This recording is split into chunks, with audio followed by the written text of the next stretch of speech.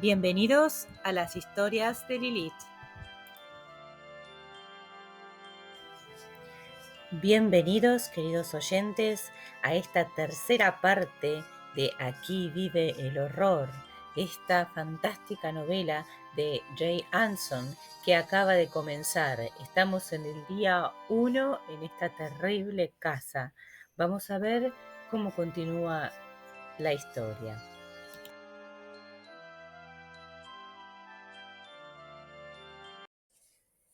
Capítulo 4.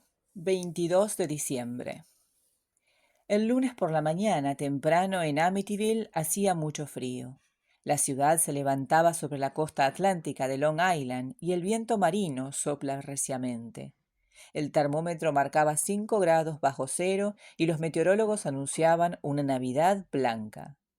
En la casa de Ocean Avenue, Danny, Chris y Missy Lutz estaban en el cuarto de juegos, levemente aplacados después de la llamada al orden de la noche anterior. George todavía no había ido a su oficina y estaba sentado en la sala, poniendo de cuando en cuando un leño en un fuego ya muy vivo. Casey escribía en su mesita del rincón de la cocina. Al redactar la lista de las cosas que había que comprar para Navidad, la concentración mental de Casey empezó a flaquear. Se sentía culpable por haber castigado físicamente a los niños, y en especial por la forma en que George y ella habían actuado. Muchos regalos estaban aún por comprarse, y Casey sabía que debía salir a comprarlos. Sin embargo, desde que se había mudado, nunca tenía ganas de salir a la calle. Acababa de escribir el nombre de la tía Teresa cuando de repente sintió que se le enfriaba la sangre y quedó con el lápiz suspendido en el aire. Alguien había llegado desde atrás y la había abrazado. Luego le había tomado la mano y le había dado una palmada. El contacto era tranquilizador, como dotado de una fuerza interior. Casey, aunque sobresaltada, no tuvo miedo. Sintió que ésta era algo así como la caricia de una madre que conforta a su hija. Casey tuvo la impresión de que una suave mano femenina estrechaba su propia mano. «¡Mamá! ¡Ven aquí pronto!» Era la voz de Chris llamando desde el rellano del último piso. Casey levantó la mirada. El hechizo fue interrumpido. El contacto había desaparecido. Subió corriendo las escaleras en busca de sus hijos, que estaban en el cuarto de baño y tenían la mirada clavada en el inodoro. Casey vio que en el interior del inodoro estaba absolutamente negro, como si alguien lo hubiera pintado desde el fondo hasta el borde. Casey oprimió el botón y el agua bajó de todos lados. El negro permaneció. Casey arrancó un pedazo de papel higiénico e intentó vanamente, frotando, hacer desaparecer aquel color. «No puedo creerlo. Ayer froté todo con Clorox». Se volvió hacia los niños con aire acusador. «¿Han echado pintura aquí?» «No, mamá, no», exclamaron los tres al unísono. Casey estaba a punto de enloquecer.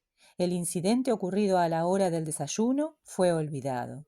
Echó una mirada al lavabo y a la bañera. Brillaban después del escrupuloso tratamiento que ella había aplicado. Probó los grifos. Salía agua limpia y nada más. Una vez más abrió el depósito de agua, sin esperar ya que desapareciera el horrendo color negro. Casey se arrodilló y examinó la base del inodoro para ver si no había una infiltración desde el interior del artefacto. Por último, se volvió hacia Danny. «Tráeme el Clorox del cuarto de baño. Está en el cajoncito debajo del lavabo».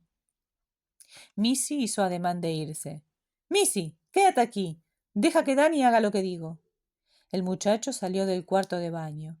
«Y trae también el cepillo de piso», gritó Casey detrás. Chris escudriñó la cara de su madre con unos ojos llenos de lágrimas. «No lo hice. No me pegues de nuevo». Casey lo miró y recordó la atroz noche pasada. «No, querido, no fue culpa tuya. Algo ocurrió con el agua, creo. Tal vez alguna obstrucción de combustible en las cañerías. ¿Nunca has notado nada?» «Yo debía ir. Yo lo vi primero», gritó Missy. «Ajá. Bueno, veamos qué se puede hacer con el Clorox antes de llamar a tu padre y...» «¡Mamá! ¡Mamá!». La voz llegaba ahora de abajo, desde el vestíbulo. Casey salió al pasillo del cuarto de baño. ¿Qué pasa, Dani? Te dije que está debajo del lavabo. No, mamá, no es eso. Ya lo tengo. Pero tu inodoro también está negro. Y hay mal olor. El cuarto de baño de Casey estaba en el extremo más alejado de su dormitorio. Danny estaba en la entrada al dormitorio, apretándose las narices, cuando Casey y los otros dos niños llegaron corriendo. En cuanto Casey entró en el dormitorio, sintió el olor, un perfume dulzón. Se paró, husmeó el aire y frunció el ceño. ¿Qué es esto? No es mi agua de colonia. Sin embargo, cuando entró al baño, fue asaltada por un olor totalmente distinto, un hedor espantoso. Casey tuvo una arcada y empezó a toser, pero antes de salir corriendo captó una imagen de su inodoro. Estaba completamente negro. Los niños se apartaron del camino cuando Casey se precipitó escaleras abajo. ¡George! ¿Qué quieres? Estoy ocupado.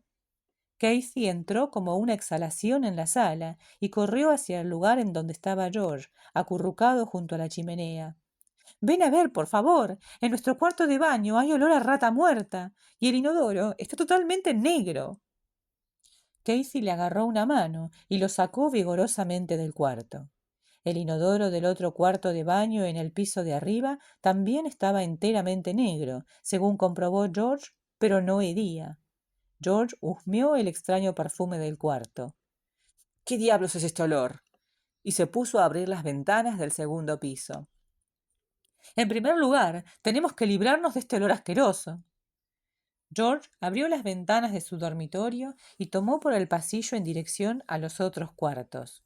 Luego oyó la voz de Casey. ¡George! ¡Mira esto!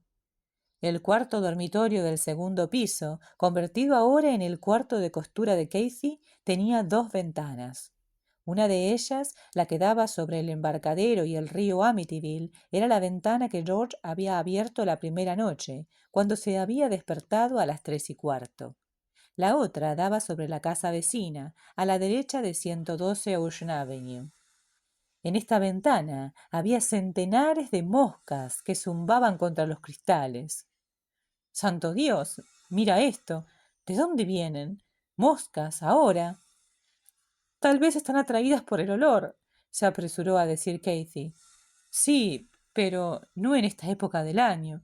Las moscas no viven tanto tiempo. No con estas temperaturas. ¿Y por qué se amontonan todas contra el vidrio de esta ventana? George echó una mirada a todo el cuarto, tratando de descubrir de dónde venían los insectos. En un rincón había un placar. Abrió la puerta y escudriñó el interior buscando grietas. Cualquier cosa que pudiera dar una explicación del hecho. Si la pared de este placar diera sobre el cuarto de baño, a lo mejor podían ser atraídas por el calor, pero esta pared da a la calle. George puso la mano sobre la pared. Está fría. No veo cómo pueden haber sobrevivido. Después de hacer pasar a su familia al vestíbulo, George cerró la puerta que llevaba al cuarto de costura. Abrió la otra ventana, la que daba sobre el desembarcadero, recogió algunos periódicos y espantó las moscas que pudo. Mató las que quedaban y luego cerró la ventana. Al llegar a este punto, el segundo piso estaba ya muy frío, pero por lo menos el perfume dulzón se había ido. También había disminuido el hedor en el cuarto de baño. Pero nada de esto ayudó a George en sus esfuerzos por calentar la casa. Aunque nadie se había quejado y verificó el aparato de calefacción en el sótano, marchaba perfectamente. A las 4 de la tarde, el termómetro de la sala marcaba 25 grados, pero George no podía sentir el calor. Casey había frotado el fondo de los inodoros con cloros, Fantastic y Lysol. Los productos de limpieza habían tenido algún efecto, pero en buena parte la tintura negra seguía incrustada en la loza. El peor de todos era el inodoro del segundo cuarto de baño, junto al cuarto de costura. La temperatura exterior había subido a 4 grados bajo cero y los niños habían salido y estaban jugando con Harry. Casey les advirtió que debían mantenerse lejos del embarcadero y la zona arbolada, diciendo que era peligroso jugar allí si no había nadie que los estuviera vigilando. George había traído algunos leños más del garage y estaba sentado en la cocina con Kathy. Los dos se pusieron a discutir violentamente, sin ponerse de acuerdo sobre quién habría de efectuar las compras de los regalos de Navidad. ¿No puedes elegir por lo menos un perfume para tu madre?, preguntó George. Tengo que poner esta casa en orden, gritó Kathy, enfurecida.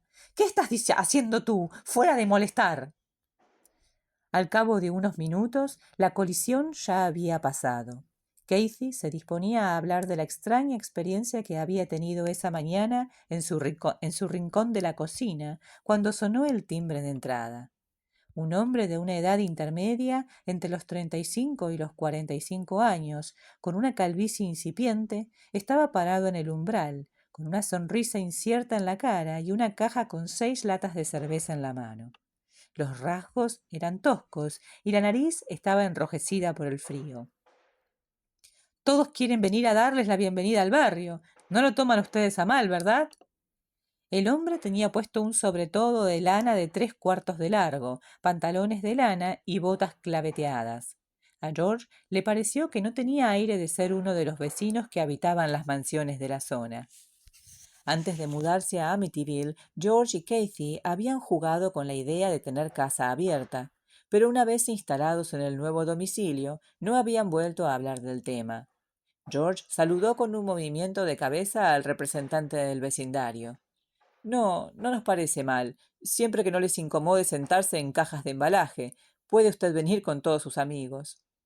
George lo hizo pasar a la cocina y presentó a su mujer.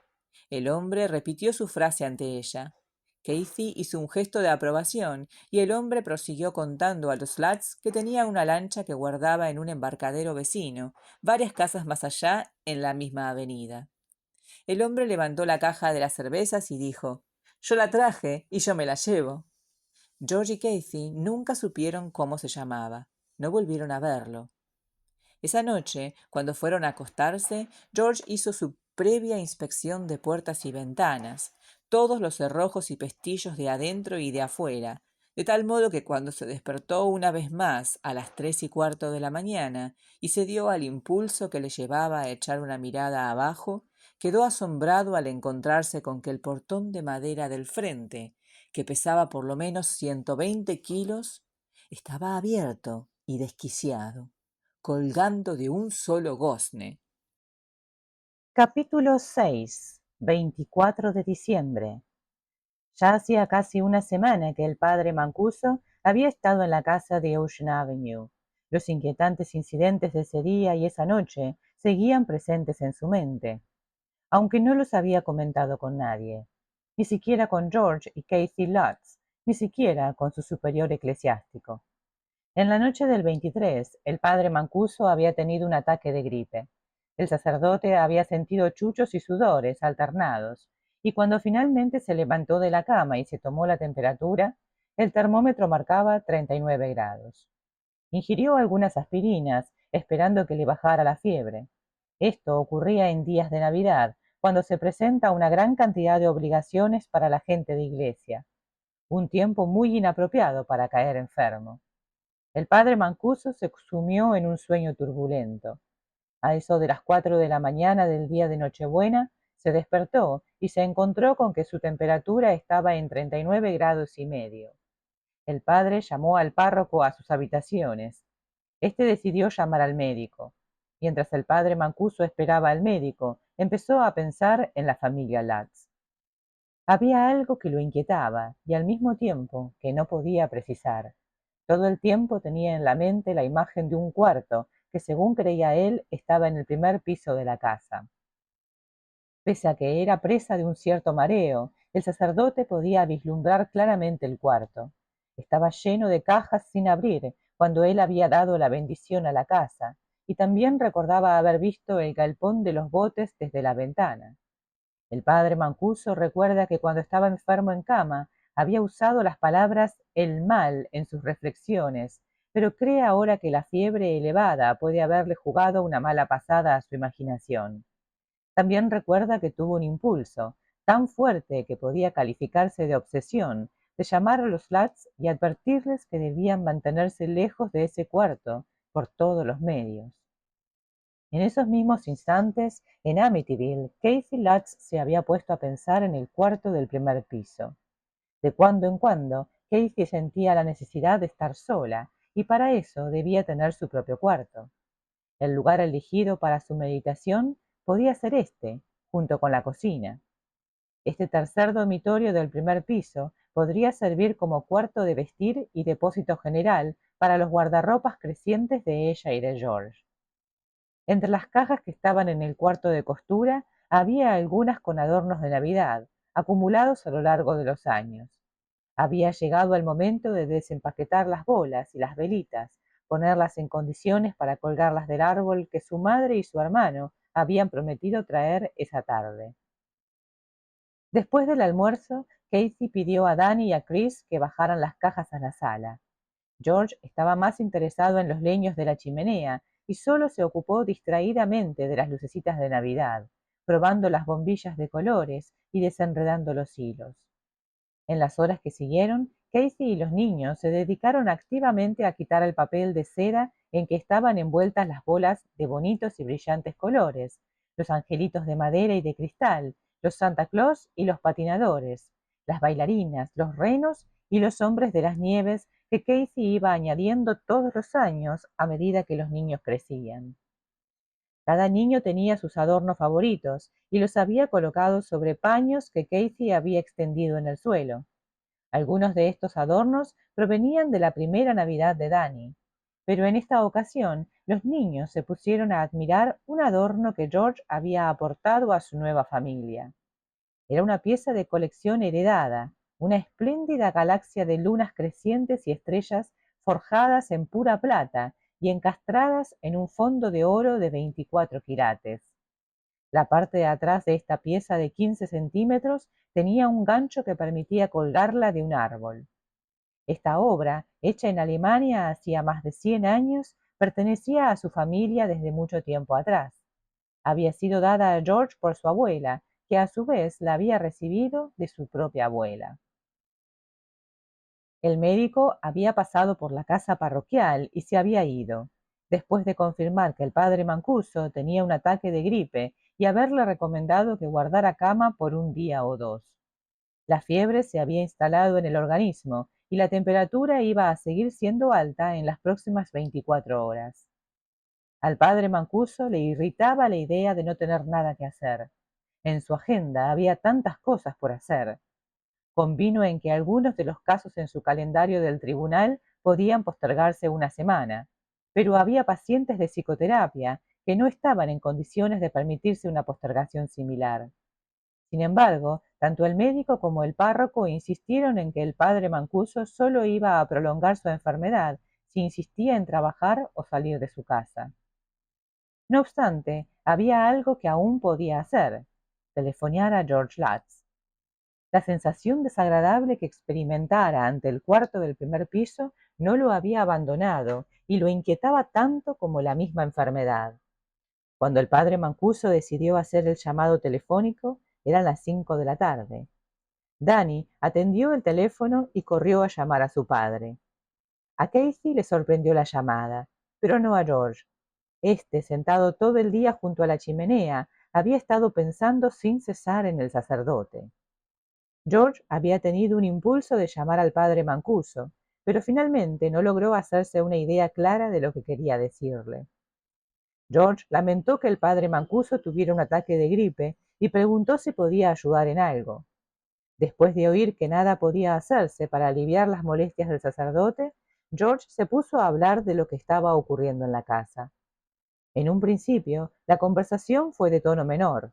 George dijo al sacerdote que iba a bajar los ornamentos para colgar del árbol de Navidad que Jimmy, su cuñado, había regalado a la familia. El padre Mancuso interrumpió a George. Tengo que hablar con usted de algo que me está preocupando mucho. ¿Tiene usted presente el cuarto del primer piso de su casa, el que da sobre el embarcadero? Ese es donde ustedes han puesto todos esos cajones y cajas de cartón sin abrir. Claro que sí, padre. Ese va a ser el cuarto de costura y de meditación de Casey en cuanto yo tenga unos momentos libres para ponerlo en orden. A propósito, ¿sabe usted lo que encontramos allí el otro día? Moscas. centenares de moscas. ¿Se imagina usted algo parecido? En pleno invierno. George esperó la reacción del sacerdote, y la tuvo. George, no quiero que usted, Casey y los niños vuelvan a entrar en ese cuarto. Deben ustedes mantenerse lejos. ¿Por qué, padre? ¿Qué hay en ese lugar? Antes de que el sacerdote pudiera contestar, se oyó por el teléfono un crujido estridente. Los dos hombres apartaron el receptor de sus orejas, muy sorprendidos. George no pudo entender las palabras siguientes que dijo el padre Mancuso. Lo único que se oía por el teléfono era un ruido parejo e irritante. Hola, hola, padre, no oigo nada. Algo anda mal en la línea. Desde su teléfono, también el padre Mancuso realizaba esfuerzos por oír a George y solo distinguía los lejanos olas. Por último, el sacerdote colgó y volvió a marcar el número de los lads. Pudo oír los campanillazos, pero nadie atendió. El sacerdote esperó a que sonaran 10 campanillazos antes de renunciar. Quedó muy turbado. Al no poder oír ya al padre Mancuso a través de los ruidos telefónicos, George también debió colgar y esperó que el sacerdote llamara de nuevo. Durante varios minutos siguió sentado en la cocina, con la mirada fija en el teléfono quieto. Luego marcó el número privado del padre Mancuso en la rectoría. No hubo respuesta. En la sala, Casey empezó a desempaquetar los pocos regalos de Navidad que había juntado antes de venir a Amityville. Había ido a las liquidaciones de Sears y al mercado Green Acres de Valley Stream y había comprado ropa para los niños, ofertas a precios convenientes y algunas cosas para George y la familia. De todos modos, Casey notó con tristeza que la cantidad de paquetes era exigua y se reprochó a sí misma por no haber ido de compras. Había pocos juguetes para Danny, Chris y Missy, pero ya era demasiado tarde y nada podía hacerse. Casey había enviado a los niños al cuarto de juegos a fin de trabajar a solas. Pensaba ahora en Missy. No había contestado la pregunta de su hija cuando ésta se había referido a los ángeles que hablaban. Casey había eludido la respuesta diciéndole que se lo iba a preguntar a papá. Pero la pregunta no fue formulada de nuevo cuando ella y George fueron a acostarse. ¿Cómo se le había ocurrido a Missy una idea semejante? ¿Tendría algo que ver esto con el extraño comportamiento de la niña ayer en el dormitorio? ¿Y qué habría estado buscando en el cuarto de costura? Las reflexiones de Casey se interrumpieron cuando George volvió después de hablar por teléfono en la cocina. En la cara tenía una expresión extraña y evitaba encontrarle la mirada. Casey esperó que le contara su conversación con el padre Mancuso, pero en ese instante sonó el timbre de la entrada. Casey se dio vuelta, sorprendida. Debe ser mamá, George. Ya están aquí y ni siquiera he empezado a cocinar. Corrió en dirección a la cocina. Abre tú, por favor. El hermano de Casey, Jimmy Connors, era un hombre joven, robusto, corpulento, que simpatizaba realmente con George. Esa noche su cara expresaba una afabilidad y una cordialidad encantadoras. Iba a casarse el día después de Navidad y había pedido a George que fuera su padrino. Pero cuando la madre y el hijo entraron en la casa, Jimmy con un pino de buen tamaño entre los brazos, y vieron a George, las caras cambiaron. George no se había afeitado ni bañado desde hacía casi una semana. La madre de Casey, Joan, se alarmó. ¿Dónde están Casey y los niños? Preguntó a George. Casey está preparando la cena y los chicos están en el cuarto de juegos. ¿Por qué? No sé, tuve la sensación de que algo no andaba. Esta era la primera vez que su suegra y su cuñado venían a la casa, de tal modo que George procedió a mostrar a su suegra la dirección de la cocina. Luego Jimmy y él llevaron el árbol a la sala. ¡Caramba! ¡Qué fogata hay en esta chimenea! George explicó que no lograba entrar en calor. No lo había logrado desde el día de la mudanza, pese a que ese día había quemado 10 leños. Observó Jimmy, hace más bien frío. Tal vez el quemador o el termostato no andan bien. No, contestó George, el quemador anda perfectamente y el termostato marca 24 grados. Ven conmigo al sótano y te mostraré. En la casa parroquial, el médico del padre Mancuso había advertido a éste que la temperatura del cuerpo sube por lo general después de las 5 de la tarde. Aunque el sacerdote no se sentía bien y el estómago le ardía, Su mente volvía a cavilar en los problemas telefónicos tan extraños de la familia Lutz. Ya eran las 8 de la noche y los repetidos intentos de Mancuso de ponerse en contacto con George habían sido inútiles. Varias veces el sacerdote había solicitado a la telefonista que verificara si el teléfono de los Lutz funcionaba normalmente. Y cada vez que lo hizo, la campanilla del teléfono sonó interminablemente, hasta que un inspector lo llamó de vuelta y le informó que no había problemas de servicio con ese número. ¿Por qué no había llamado George de vuelta? El padre Mancuso estaba seguro de que George había oído lo que él le había dicho sobre el cuarto del primer piso. Habría algo horrible detrás de todo esto. El padre Mancuso no tenía confianza en la casa de Ocean Avenue y ya no fue capaz de seguir esperando. Llamó a un amigo que tenía en el departamento de policía del distrito de Nassau. El árbol de Navidad ya estaba ubicado en la casa de los Lutz. Danny, Chris y Missy ayudaban a tío Jimmy, que lo estaba engalanando, y cada cual insistía en que sus ornamentos debían colgarse antes. George había vuelto a su mundo particular junto al fuego. Casey y su madre charlaban en la cocina. Este era el cuarto feliz de Casey, el único lugar de la nueva casa en donde se sentía segura. Casey se quejó de George a su madre. Estaba cambiado desde que se habían instalado en la nueva casa. Mamá no quiere bañarse, no quiere afeitarse, ni siquiera sale de la casa para ir a la oficina. Lo único que le interesa es estar sentado ante esa maldita chimenea y quejarse del frío. Otra cosa más, no hay noche que no se despierte para hacer una inspección del embarcadero. ¿Qué va a buscar allí? Preguntó la señora Connors. Yo qué sé, se limita a repetir que tiene que echar un vistazo y cerciorarse de que la lancha está dentro. Nada de esto es normal en George. ¿Le has preguntado si hay algo que no anda bien? Claro que sí. Katie levantó las manos. Y lo único que hace como respuesta es echar más leña al fuego. Desde hace una semana hemos gastado una barbaridad de leña. La madre de Casey tuvo un escalofrío y trató de ajustarse mejor la tricota del cuerpo. Bueno, lo cierto es que en esta casa hace un poco de frío. Lo he sentido desde que entré. Jimmy, que se había parado sobre una silla de la sala, se disponía a colgar uno de los adornos de George en la copa del árbol. También él tuvo un escalofrío. Oye, George, ¿hay alguna puerta abierta? Siento un soplo de aire en la nuca. George levantó la mirada. No, no creo. He cerrado todas las puertas. Y sintió un súbito impulso de comprobar el estado del cuarto de costura del primer piso. Ya vuelvo. Casey y la señora Connors se cruzaron con él en el momento en que salía de la cocina. Él no dijo ni una palabra a ninguna de las dos y corrió escaleras arriba. ¿Qué le pasa?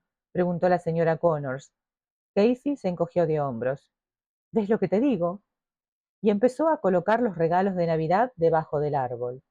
Cuando Danny, Chris y Missy vieron el negro número de paquetes con bonitos forros que estaban en el suelo, se oyó un coro de voces desilusionadas.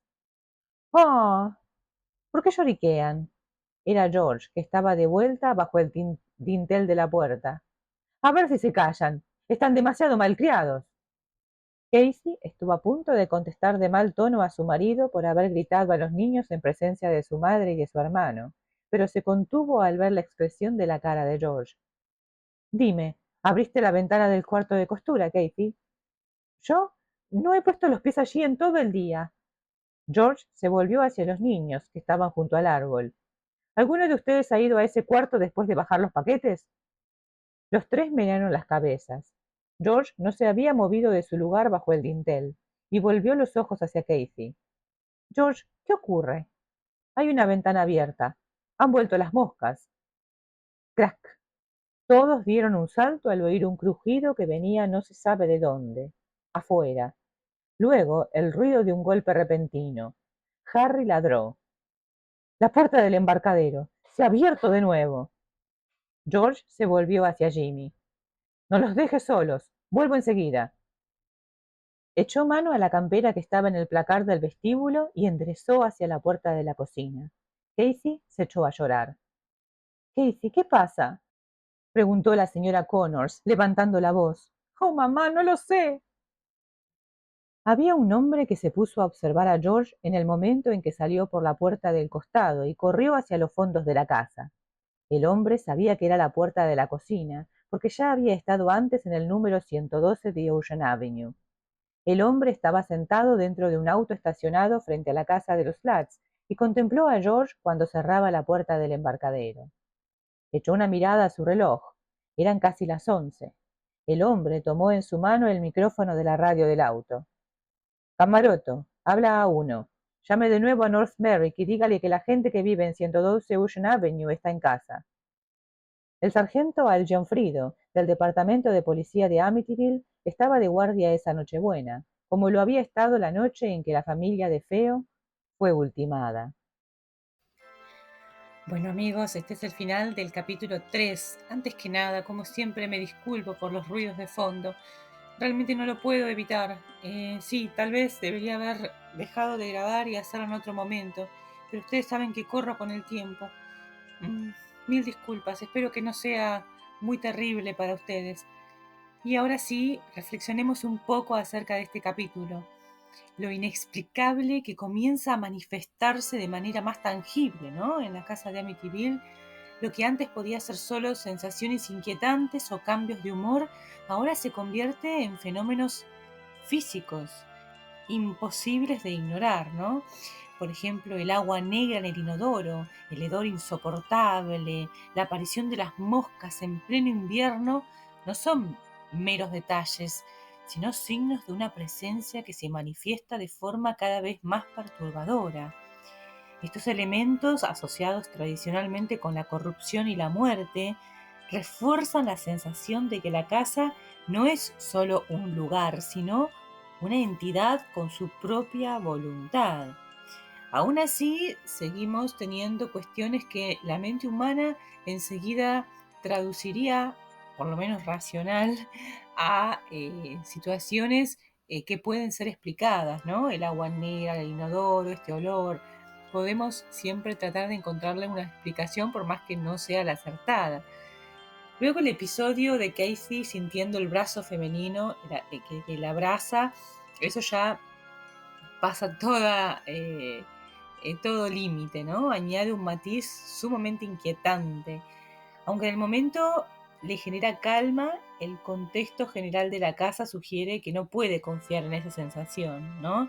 Se trata de un intento de protección o de una ilusión para hacer que baje la guardia. No sabemos cuál es la intención de esta presencia, ¿no? Femenina. Lo más aterrador de estos fenómenos no es solo su presencia, sino la forma en que confunden a los personajes, haciéndolos dudar de su propia percepción. Nosotros, bueno, estamos convencidos, ¿no?, de que hay entes en esta casa, pero uno realmente se cuestiona si ella no está teniendo delirios, ¿no? Si no está empezando a volverse un poco loca, ¿no? Mientras tanto, por otro lado, George sigue atrapado en su patrón nocturno, despertando siempre a la misma hora y sintiéndose obligado a vigilar el embarcadero, como dice en el texto mismo, de forma compulsiva. Y ahí tenemos otra palabra del término de la psicología, ¿no? Donde podemos pensar en una explicación racional de su comportamiento, que no parece de alguien con insomnio, sino de alguien que responde a una fuerza externa, pero para nosotros, ¿no? Es eso así, nosotros que nos damos cuenta de que se despierta siempre a la misma hora, de que siempre está escuchando estos ruidos extraños, él no sé si lo toma de esa manera, ¿no? Su progresiva desconexión de la realidad y su deterioro emocional sugieren que la influencia de la casa es cada vez más fuerte a nosotros, ¿verdad? Por otro lado, tenemos al que más siente o puede interpretar de mejor manera todos estos fenómenos, que es el padre Mancuso. Él representa la voz externa que podría ayudar a los Lats, siendo también él fuertemente afectado. Su repentina fiebre y su obsesión con la casa muestran que la amenaza se extiende más allá de sus muros. El hecho de que sienta la necesidad urgente de advertirles sobre la habitación peligrosa pero se vea debilitado físicamente, plantea una inquietante posibilidad. La casa no solo ataca, sino que también bloquea cualquier intento de ayuda. Realmente me pareció escalofriante que este poder misterioso, sobrenatural, pueda llegar tan lejos, ¿no? Porque el padre está a kilómetros de distancia. La verdad que, bueno, es corta la respiración esta historia, es bastante aterradora. Estos capítulos refuerzan la idea de que la casa no es simplemente un lugar con una historia trágica, sino un ente con voluntad propia que se infiltra en la mente, el cuerpo y el entorno de quienes la habitan. Lo que parecía un nuevo comienzo para la familia Lutz se está convirtiendo en un descenso lento y aterrador hacia lo desconocido. Así que vamos a continuar viendo este descenso poco a poco en los capítulos que siguen. Y bueno, como dicen los primeros capítulos, este desconocimiento y esta por ahí eh, eh, ¿cómo se diría? Que nosotros creamos excesivamente en la lógica, ¿no? En lo real, en un punto, eh, lleva a los personajes a no poder pensar que tal vez algo realmente extraño está ocurriendo, ¿no? Bueno, creo que es lo que todos haríamos si nos sucediera algo así, ¿no? Pero bueno, tenemos que imaginar que esto es real, tenemos que imaginar que estos entes existen para poder adentrarnos realmente en la historia y sentir el miedo que esta provoca. Así que nada más por el momento, los invito a suscribirse, a dejar like y comenten qué piensan de esta historia.